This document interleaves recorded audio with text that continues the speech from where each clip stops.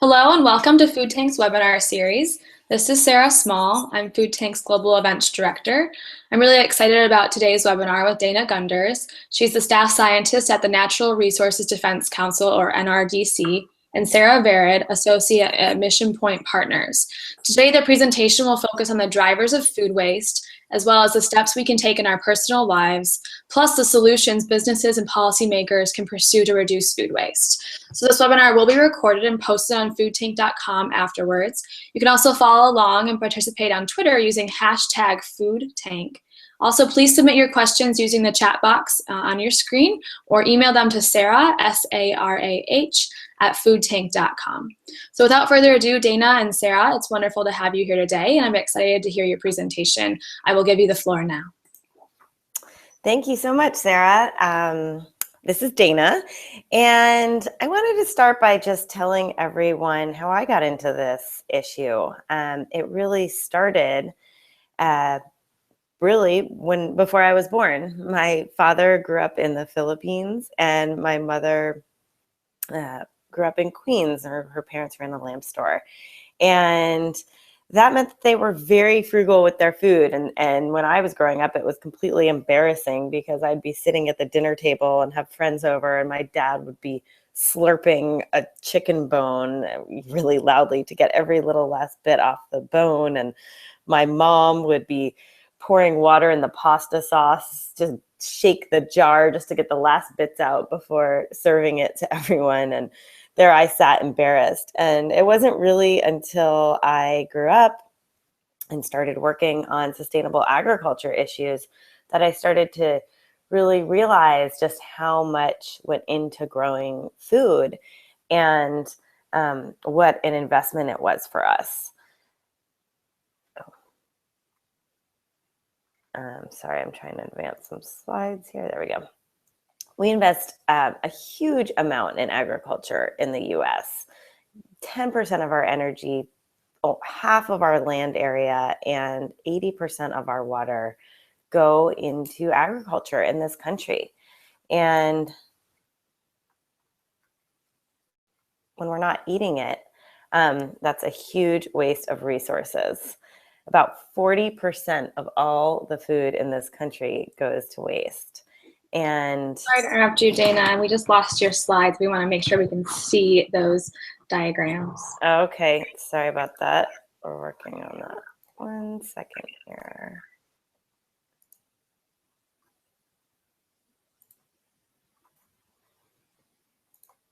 Great, thank you. Okay, sorry. Oh. Can you see him? No, you lost him again? Yes. One more time. Sorry, everyone. It wouldn't be a webinar without some technical difficulties. Of course. We've got everyone saying where they're calling in from today. So we've got people from the UK and Germany and Michigan so far. Oh, wow. That's fantastic. All right. Can you see them now? Let's try one more time if you can try to pull them up. And Florida and New York and Brazil. Can you see them now? No. No. Trying one more thing here. Wow, Brazil. Yeah. I'm honored. Toronto, Canada, Boston. There's a UMass Amherst grad student on board. North Carolina, New York City. Wow. All right. And can you see them from all over the world now? We're still missing the visual. No. Sarah says she doesn't know what else to do here. Let's try advancing one. How about now? No. If you can go back to your Google Hangout screen and go to the screen share button and make sure that you shared them from that screen as well.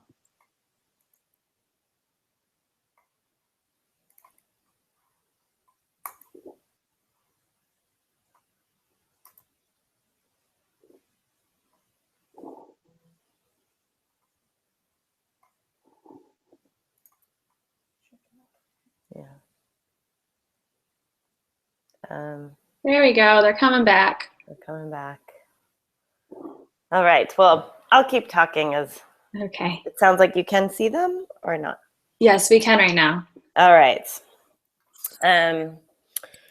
So we invest so much in our food and agriculture, so much water, energy, land, so much time of people to harvest, plant, harvest, and transport, cook food. And yet 40% of it in the US is going to waste. And that's a huge waste of these resources. We estimate that about 1/4 of all the water in the US is used to grow food that ultimately never gets eaten. And 30% of our cropland, 33 million cars worth of GHGs. And, all of this is going to produce food that we don't eat. And then on top of that, it goes to our landfills, where in the US, food is actually the #1 contributor to landfills today by volume. It's also a huge loss of nutrition. The USDA estimates that 141 trillion calories go uneaten in the US. And, a rough back of the envelope calculation would say that about 30% of that could feed all of the 50 million Americans who are considered food insecure today, meaning they don't have a steady supply of food to their tables. And, this nutrition, it's real. One researcher from Johns Hopkins did a study just on seafood and found that the amount of seafood that was going to waste was enough to feed to either 10 million men or 12 million women their daily requirements of seafood. And so it's really just a lot of protein and nutrition, because in particular, what goes to waste are the perishable foods that are most nutritious. Not to mention that it costs a lot of money. The USDA estimates that it's about $162 billion worth of food that's going uneaten. For the average family of 4, they're estimating just in our households that we're spending about $1,400 on food that would otherwise go to waste. Just to give you a sense of how to think about this, a lot of times people will ask, what counts as waste? If I feed it to my dog, does it count as waste? If we feed it to cattle and that are then, dairy cows, is that waste? And the EPA has set up what they're calling a food recovery hierarchy to help us sort of think about that question. And that's the pyramid you see here. And really the idea is similar to, a mantra that many of us have heard on reduce, reuse, recycle. The idea is, first and foremost, let's not have too much surplus food around. Let's try to be precise and efficient with the amount of food that we're buying and cooking in order to not have too much extra that could go to waste. If there is extra, then let's get it to other people and make sure that people are fed where possible. Where that's not possible, let's use it to feed animals. And only when we've tried to do all those things after that, then let's look at other uses such as making energy, composting, bioplastics, things like that. And finally, of course, the least best option is to send it to incineration or landfill. You'll hear a lot of different terminology around this. Some people use food loss. Some people use food waste. Different organizations have defined those terms differently. Here in the US, the World Resources Institute is starting to create a protocol around how companies and countries can report their losses and waste. And they're actually just throwing the term together, food losses and waste. So that's kind of become the policy wonk term for all of this. I also want to point out that not all wasted food is equal. So when you think about the resources that are going into growing food, they're not the same. This is a chart, and I know it's a little bit difficult to read, but just to give you the idea, there at the bottom is a pound of beef, and up at the top you have a beer or tomato or wine or milk. And what this is showing is how much water it took to produce each of those food products. And you know, if we have to choose, clearly it's going to be most worth our while to focus on not wasting the food that does have the highest resource impacts. This is going to be particularly important as we look forward into the future. The United Nations predicts that in 2050, we will need approximately 60% more food to feed the population then, which will be both larger and more affluent, meaning that along with their affluence, they may start consuming more and more resource-intensive foods. So as that begins to happen, the first place we can look for all of that food is the food that we're already growing, and make sure that none of it's going to waste. So where is this happening? You know, where is this food? Is there a silver bullet to kind of fix it? And of course, the answer is no silver bullet. No worthwhile problem has one. But if you kind of, and I will also mention that the data on this topic is very rough. It's an issue that really has only recently been studied in any depth, and we're just starting to find the right methodologies to measure it. And so all of this data is very rough, but if you kind of squint your eyes and just look at the big picture here, what you can see is that there's a significant amount of food being lost on farms. And of course, the first one you'll see is consumers. And a big caveat there is that consumer number includes the food that's going to waste in our homes, but also the food that's going to waste in restaurants. The USDA combines them into what they call in and out of home consumption. And so, you know, naturally, when you combine those two things, that looks like the biggest category. Nevertheless, there is a significant amount of food going to waste right in our own homes, really. After that, looking at waste on farms, particularly when it comes to fruits and vegetables, and then in our grocery stores. And so the organization I work for, called the NRDC, is a large environmental organization. We work on everything from wildlife protection to climate and energy to oceans, and then we have a group of us who work on food and agriculture. And when we started looking at this and feeling like, wow, this waste issue is really something that we should be paying attention to, what should we do on it? We quickly have come to an important role that the consumer plays, and really looking at what can we do to impact consumers.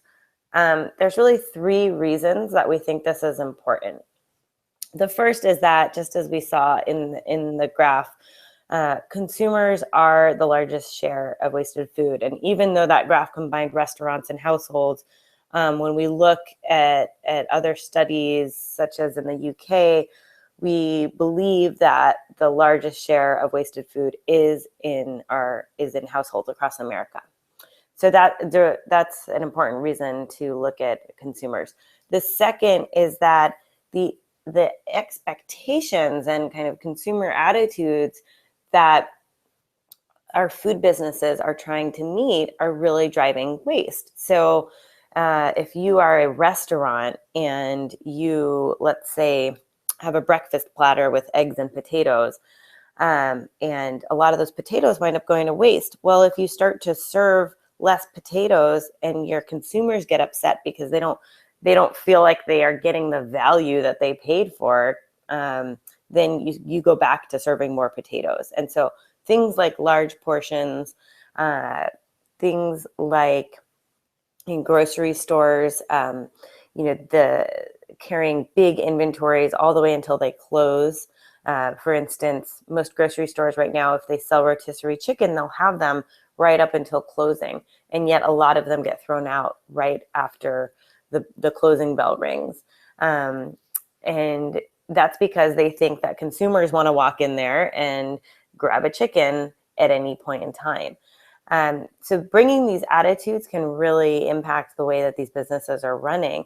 And so we believe that if we could change some of those expectations, give those businesses social license to do things a little differently, that will impact waste. So with the rotisserie chicken example, instead of having it all the way until closing, maybe they have them ready until 8 p.m. and then after that have a sign that says, hey, we don't really want to waste food, so we're not having these ready. Please give us 10 minutes notice and we'd be happy to cook one for you. The last reason is that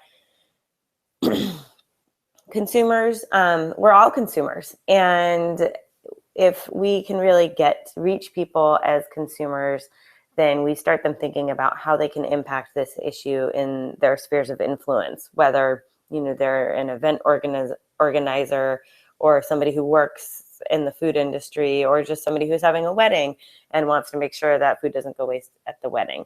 But really reaching people as people and letting them take the message into wherever they may go, we believe will have a ripple effect. So what we have done is partner with the Ad Council. You may be familiar with the Ad Council. It's really the nonprofit arm of the advertising industry, and they have brought campaigns like Smokey the Bear and Friends Don't Let Friends Drive Drunk to us in the past. And we are now partnering on a national consumer awareness campaign to reduce food waste. So we're really excited about this. They are just top notch. And we hope that you will see this campaign coming to a billboard near you come spring of next year. The other thing that we are doing is trying to educate consumers with a lot of very specific information. So, it's great to have this big campaign, get people aware. I actually believe that having consumers just be aware will impact the first dent of food, because once you start seeing it, you kind of see it everywhere in your own life, and just seeing it really helps you just make different decisions. But on top of that, there is some information that there's kind of an information gap between when people are aware of it and actually knowing what to do in their own kitchens. And for that reason, we wrote the Waste-Free Kitchen Handbook. And you'll see on this slide, essentially what the Waste-Free Kitchen Handbook does is it takes that hierarchy that I showed you before, that EPA set forward, with their reduce, reuse, recycle kind of mantra, and it brings it into your own kitchen, and it helps people have the right information in order to, shop with restraint and store food well and use things up, etc. So it has just really basic handy information like how do you blanch food, because that can help you freeze it for longer. How do you store food? It has 85 common foods that you can look up and figure out, does it go in the refrigerator? About how long is it at its freshest for? What's the optimal way to store it? Can it be frozen? And if so, how? What's the best way? And then what are some good ideas on how to use it up?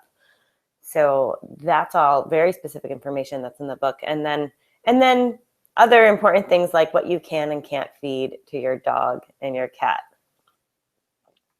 Oh, and here's one more graphic from the book, which is a little diagram on how to best store things in your refrigerator. What are those drawers in your refrigerator for, and how do you use them?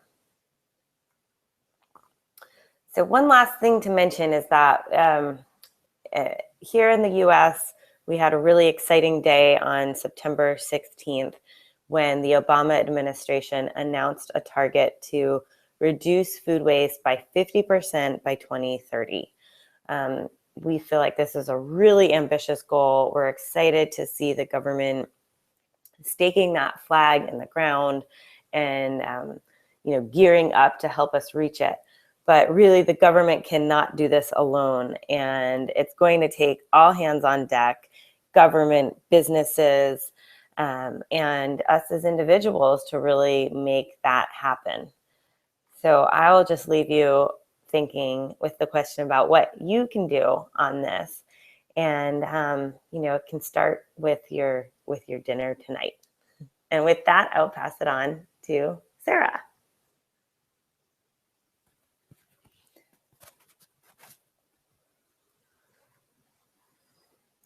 Great. Thank you, Dana. Sarah, did the slides transfer over okay? And can you see the new set of slides? Yes, thank you. Okay, great.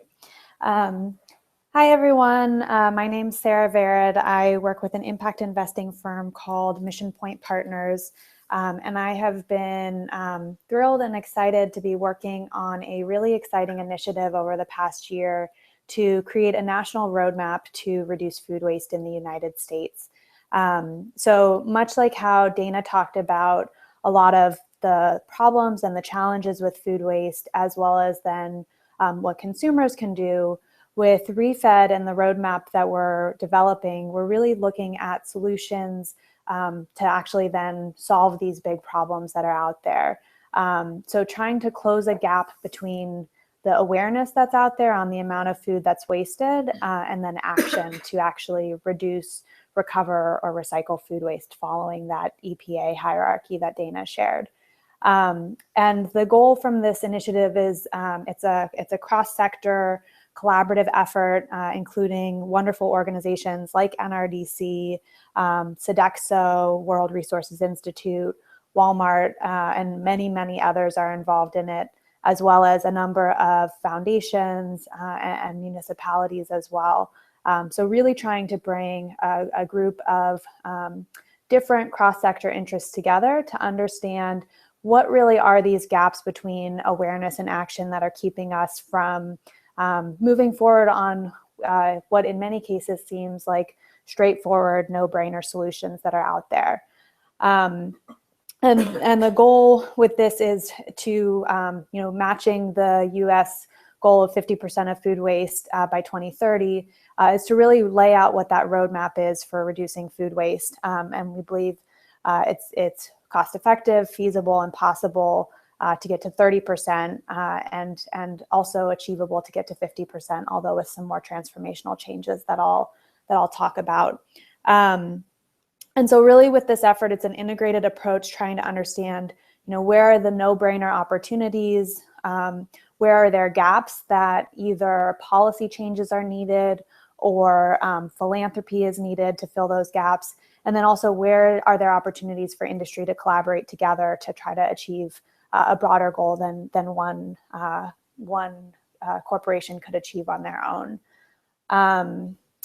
And as we've looked at developing this roadmap, we really have looked at the solutions across prevention, recovery, and recycling, trying to understand what are the individual opportunities within each, and then what are the kind of overall potential and overall opportunities. And I should mention that I'm really excited to be sharing some of this information with all of you today, but we are, this is kind of an early sneak preview as we're, in the stages still of finalizing all of this information, and then we'll be releasing the roadmap publicly in Q1 of 2016.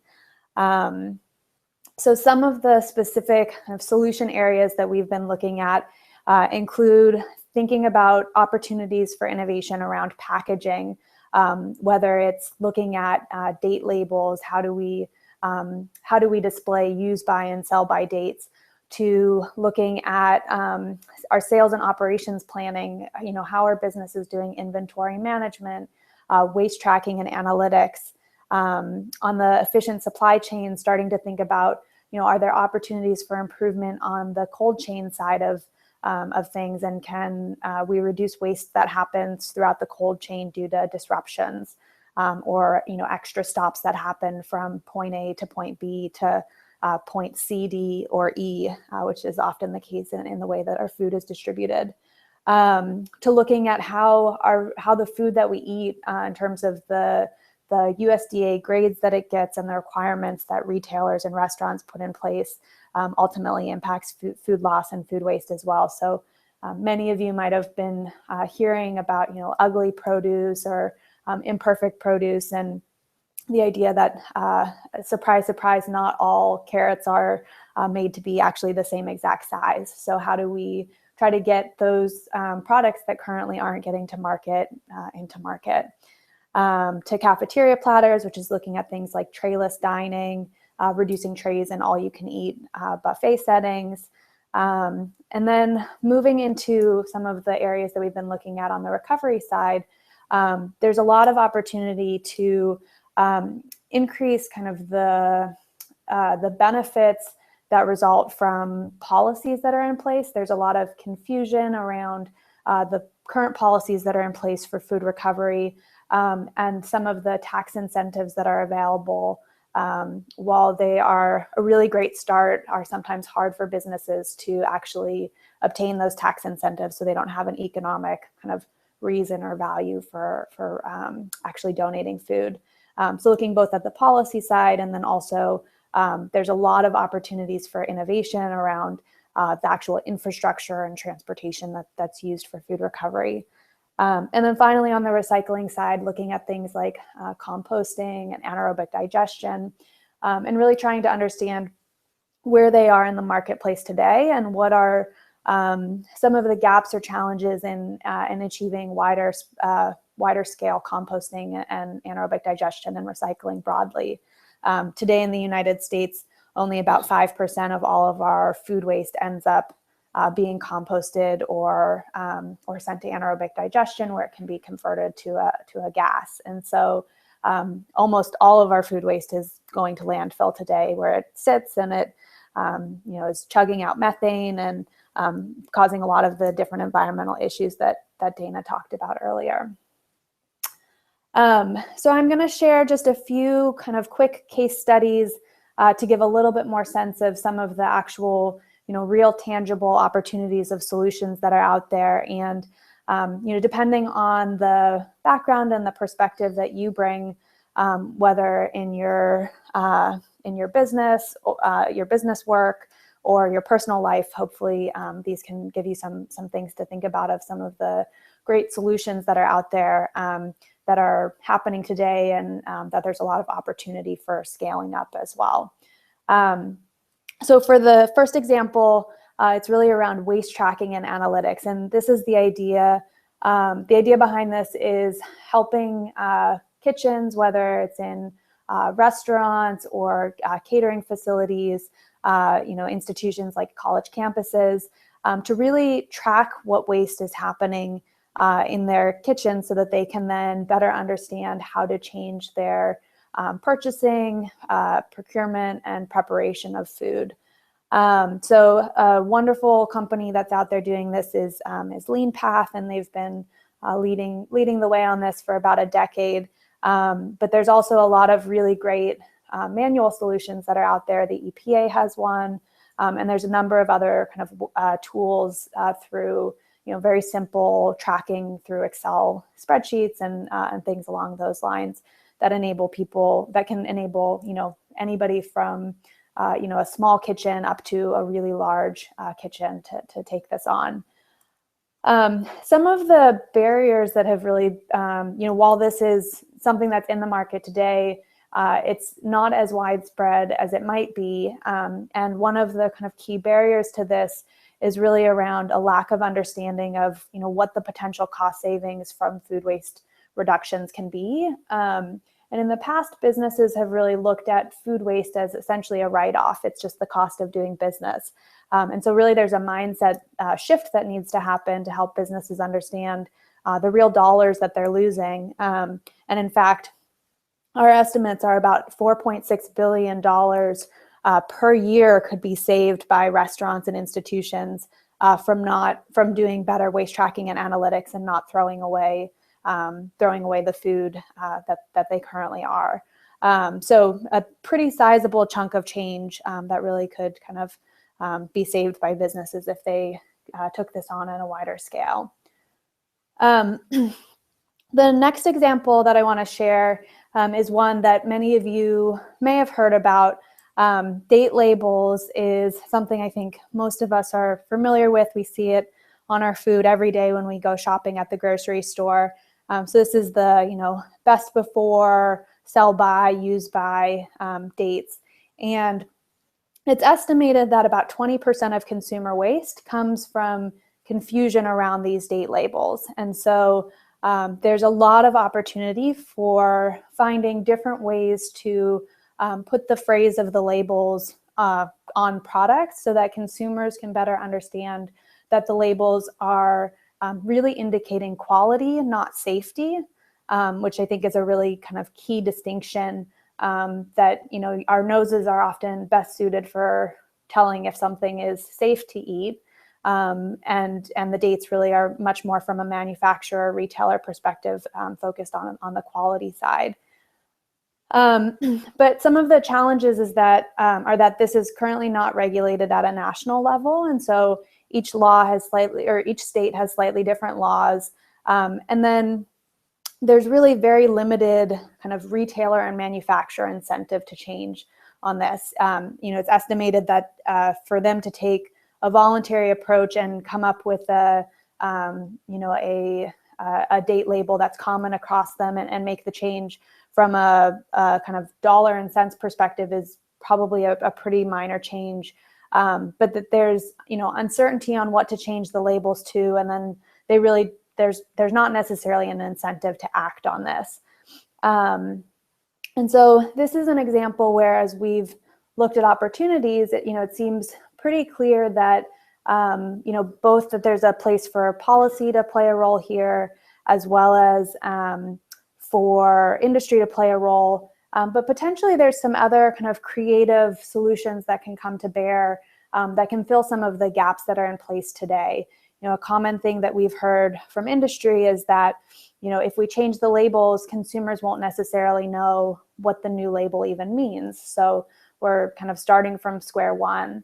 But there are a lot of potential kind of partnership opportunities with organizations, whether it's through, the ad council that Dana was talking about, or through funding from foundations or government funding to kind of do a side-by-side education campaign if industry was to decide to make the kind of voluntary agreement to move forward on this. So this is a great example of how, a number of different stakeholders will ultimately need to come to the table before we can actually see this solution implemented. And it's a pretty clear, big win opportunity from a reducing food waste perspective.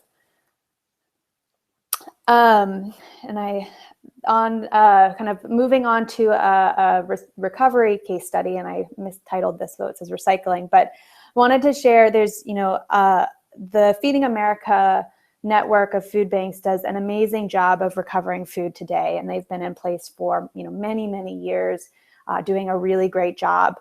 But recently there's been an increased awareness of opportunities to really focus more, Feeding America and some of its partner agencies focus primarily on kind of large amounts of food that are being wasted at the manufacturing or processing level.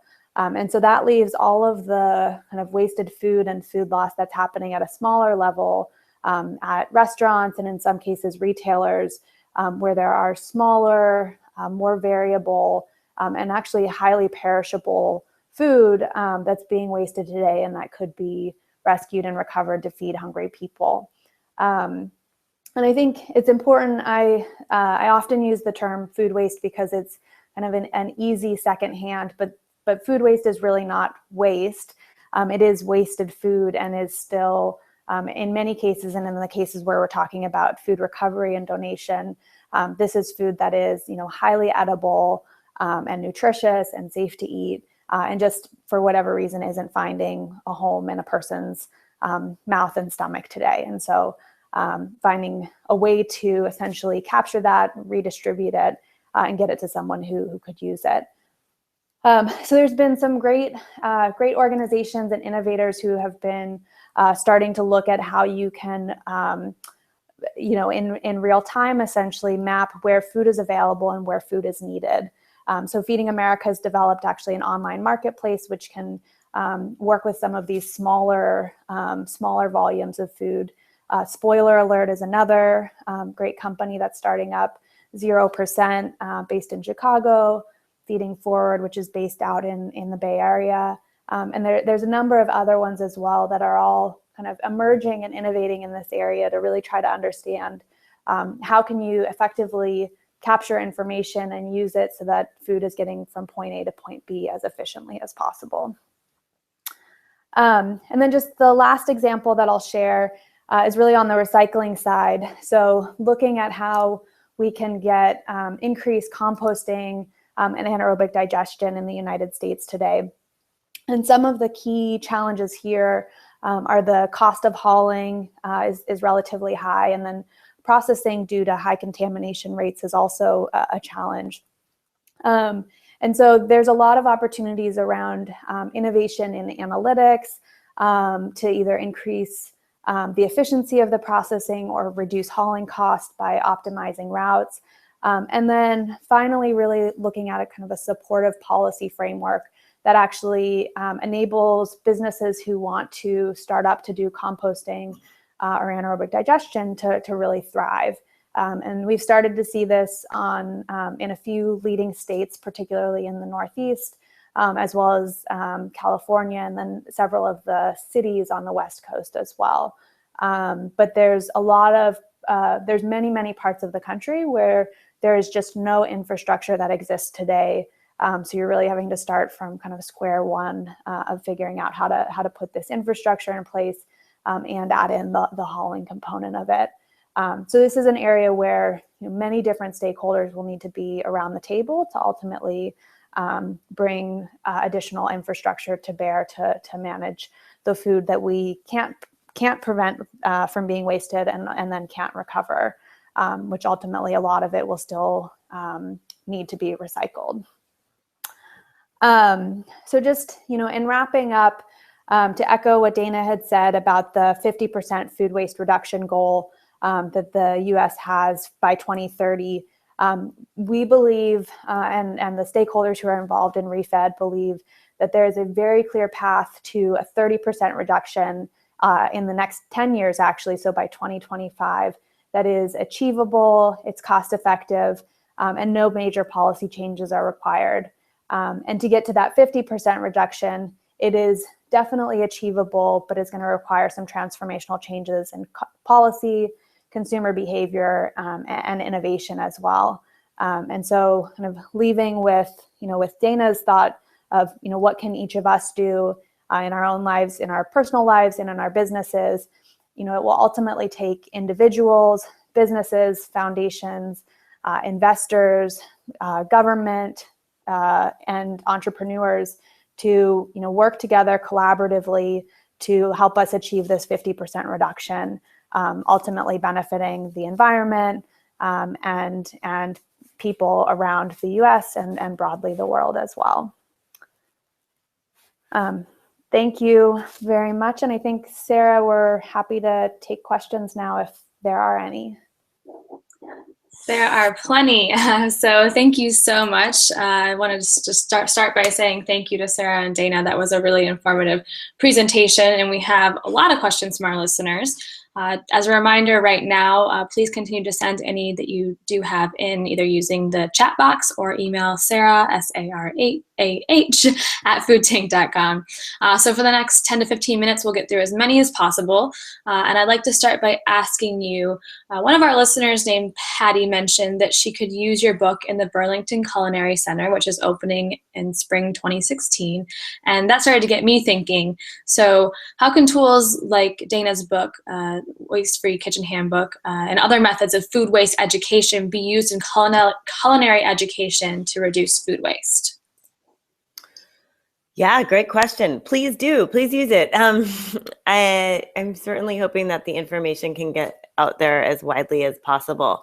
I'm not sure what kind of culinary facility you're describing. I think there's sort of two answers there.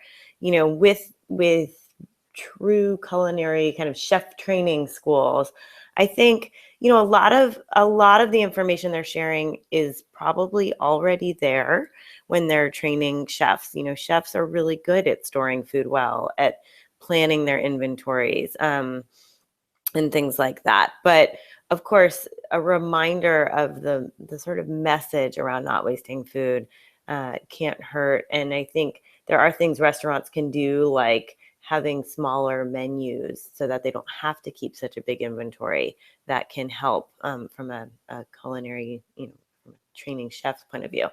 There are a whole another set of culinary programs that are really trying to train, whether it's sort of the quote average American, or also some are really targeting food insecure populations who maybe don't know how to cook some of the food that's being donated to them.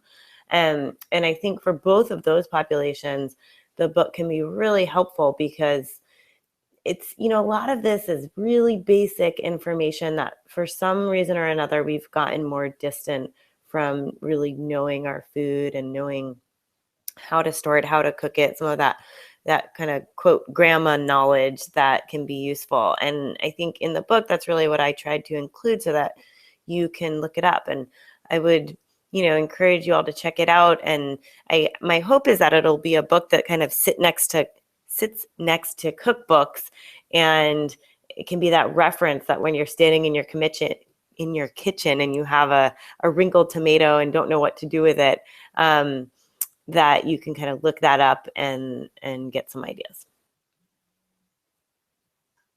That's great. Thank you, Dana. And the next question, we had several listeners kind of wanting to get more involved and trying to wrap their head around how they can be more involved in reducing food waste. So there's two questions here. How does one get their foot in the door to start working or helping for these wonderful programs and companies? The second part, is there a mailing list or something that we can join to receive updates on the rollout of these programs?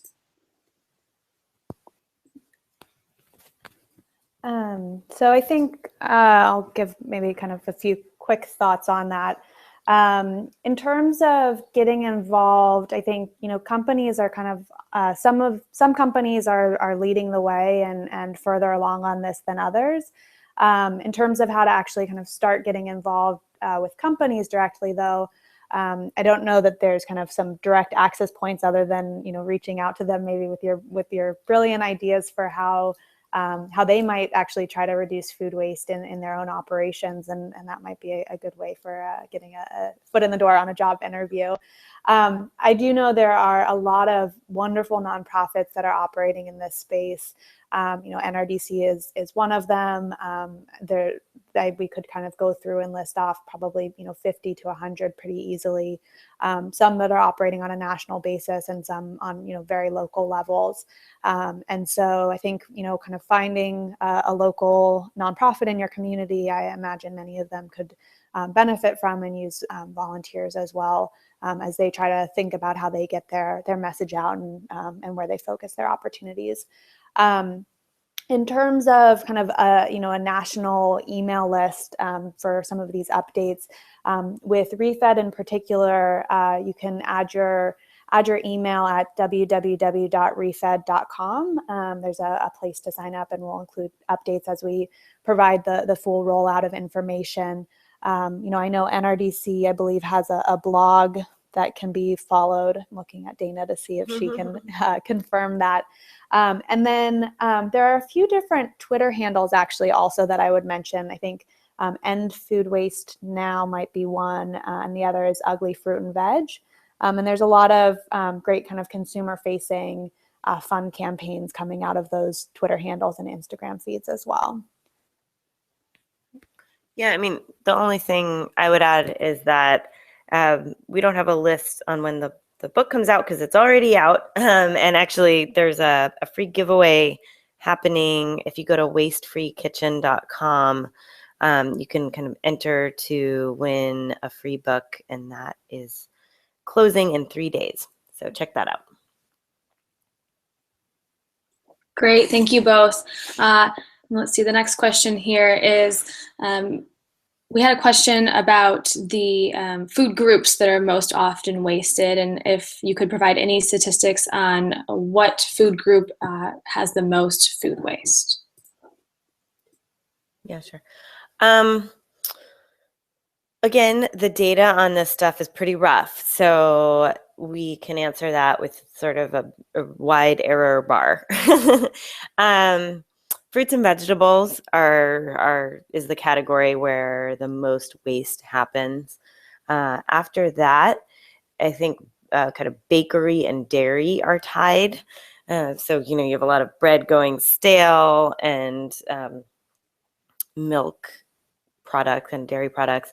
And then after that, meats. And, the thing that always strikes me about that, well, two things. One is dairy products are extremely safe, if they're pasteurized. Assuming you're consuming pasteurized dairy products, they're actually really safe. And I think a lot of people are throwing out milk and yogurt on that date. Those dates are somewhat arbitrary. They're really just suggestions of when products are at their best quality.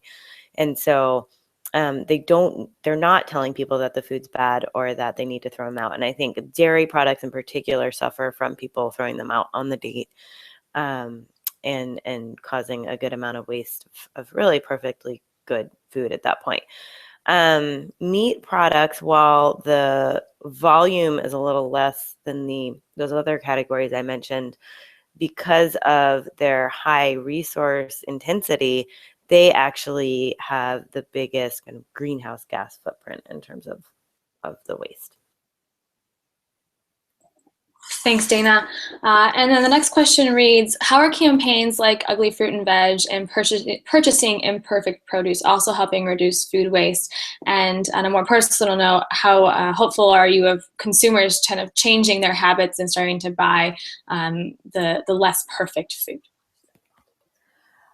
So I think that campaigns like that actually have a really big role to play in consumers starting to really put their voice out there of what they're demanding. So much in the same way that the organic movement, I think organics now the demand far outpaces the supply. And you see large retailers like Walmart and others who are really trying to increase the amount of organic product that they provide. That's coming really from consumer demand, not from industry pushing in that direction. And I think that the exact same opportunity exists on the food waste side with things like Ugly Fruit and Veg, and then Dana spoke earlier, kind of the social license that for us to not walk into a grocery store at 11 o'clock at night and expect for there to be a chicken that's ready and waiting. And so I think that while kind of each consumer campaign on its own, the measurable impact is likely to be pretty small. The kind of indirect impacts from that are have the potential to be really, really widespread. Yeah, and I would just add, how likely are consumers to change? It's a big thing to take on, right? And I like to say that if I were to walk down the street and throw half a sandwich on the sidewalk, people would look at me like I was crazy. But if I threw it in the garbage can, no one would really think much of it. And that's the paradigm that we live in today. And I think, really to change what needs to happen if we're going to reach that 50% is to change that paradigm and make it kind of socially unacceptable to waste food. And I think that's possible. America is somewhat unique and unique. It's happening in other places in the world, but the average consumer in the US wastes 10 times that of someone in Southeast Asia. And there are some other cultures that we could point to that have very different mentalities around, whether it's okay on the consumer end to waste food. So I'm hopeful that we can get there. Thank you both. And we talked a lot about the consumer end of food waste. Can either of you provide any examples of how farmers are reducing some post-harvest losses, or if there's any low-tech or affordable solutions for those farmers to start implementing? Sure. So I'll share maybe two examples that are on different ends. So the first would be really on the recovery side. So for farmers who currently are producing product that for some reason is not getting picked up kind of by their primary market, working closely with food banks and with others to then actually recover that food.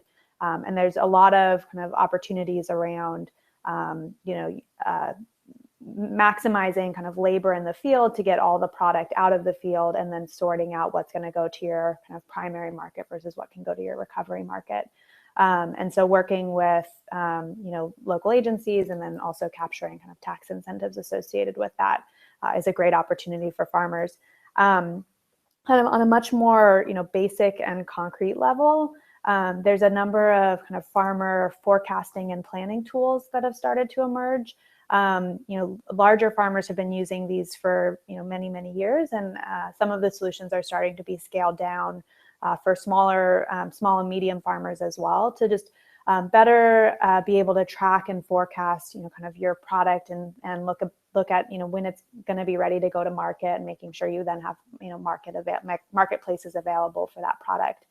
And then the final thing I'll mention, which is not on the kind of low cost side, and is more on the, innovative cutting edge piece of things, is that, there are a number of solutions that are coming out now that are trying to work to increase and prolong the freshness of food through kind of natural protectants. Essentially, as soon as we pick the berry from the bush, it's starting the process of dying. And so how can you, apply a protectant to it to keep that life, good as long as possible, so the farmer can, get additional revenues from getting that to market, and then someone can actually then eat that product. So there's a great company named Appeal that's just starting to do some work in this area, and there's a few other companies as well.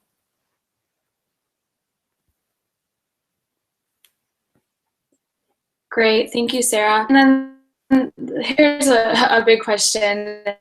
And so in each of your personal opinion, what is the biggest to reduce the post-harvest challenges, changing consumer behavior? Sorry, you broke up there for a second. Would you mind just repeating that, Sarah? Of course, yep. And each of your biggest challenge in reducing food waste. Earlier, Dana, with a couple examples being post-harvest loss, policy challenges, changing consumer behavior, etc. Yeah, I think I would answer that by saying that it kind of goes back to the cultural paradigm that I just mentioned. I think the biggest challenge is that right now it's quite acceptable to throw food out. And it's more important to feel like you're a good host, or, there's trade-offs, and a lot of times the trade-offs result in wasted food. And I think kind of making it less acceptable, and that will change the way we think about it, is the biggest opportunity, but it's also a huge challenge. I would just echo that. I think, it's not only changing the social paradigm, but it's just helping people to even understand how much food they waste, whether it's as a business or, a city or an individual. There's been so many times I've had a conversation with, a friend or a family member about food waste, and their first reaction or response is, that sounds like a really important issue that you're working on, Sarah, but well, I don't waste that much food, right? And then you sit there with them and you talk it through for, all of 30 seconds or a minute, and they quickly start to think about where are all the places in their personal life that they waste food, and where are the places in society as well. So I think there's a huge opportunity there. And then the other thing I would say is really, on just kind of the opportunity or the challenge around bringing multiple different people to the table around this issue in a way that for this issue hasn't happened. It's food waste is one of those issues that really cuts across a lot of different issues, from sustainable agriculture to climate change to food insecurity. And so if you can bring all of these different interests together and different parties together, I think there's going to be a pretty strong coalition behind reducing food waste, because it has all of these benefits. But it requires people to look in a way that's slightly different from how they've traditionally looked. So, a lot of cities, for instance, look at have various climate change related goals that are specifically focused on greenhouse gas emissions. And so it's working with cities for them to help to understand how food waste directly connects into their climate change goals. It's working with food banks and traditional kind of food insecurity organizations to help them understand how there's a great source of food that can be out there that they can be tapping into to provide to their clients. But it is a challenge because there are so many different interests, and so it's bringing people together in a way that hasn't really happened in the past. But there's also a lot of opportunity with that. Great answers for both of you. And then just the last question is a little piece of takeaway for our listeners today. So what is the best piece of advice to give the average everyday consumer on how to start reducing food waste today? Like right when they get off this call, what's one thing they can start to do? Oh man, only one? All right, I'll pick and choose. I think one thing you can start to do is to pay a little closer attention when you're in the grocery store to what you're buying. When we're in the grocery stores, that's when you commit to food. That's when you're making your commitment there. And so, what I recommend is that people look back in their grocery cart before they check out and think about when during the coming week are you actually going to eat that food. And if you can't think of a time, if you can't identify, that's going to be dinner Tuesday or Wednesday or lunch on Thursday, then maybe it's a little more than you need for that week. And I think Dana's provided a lot of really good kind of tangible recommendations throughout. So I might take a slightly different approach, which is that if you have not seen, John Oliver did a wonderful segment on food waste. And so if kind of all of the statistics and facts and things that Dana and I shared today haven't gotten you excited and interested in reducing food waste, John Oliver does a great job of tying in humor to it and making it a very approachable and easy subject. So whether it's for you to watch or for you to watch and then share with all of your family and friends, it's a great communication tool that's out there. I love that, Sarah. Thank you both. That was, once again, great answers. And I think easy for all of our listeners to kind of take that and then be able to go to use that in their life. So we're out of time today, but thank you so much for joining us today, Dana and Sarah. And thanks to all of our listeners for sending in their questions. It truly was a pleasure. And I hope everyone has a great rest of your day. Thanks again. Thank you. Thanks, everyone.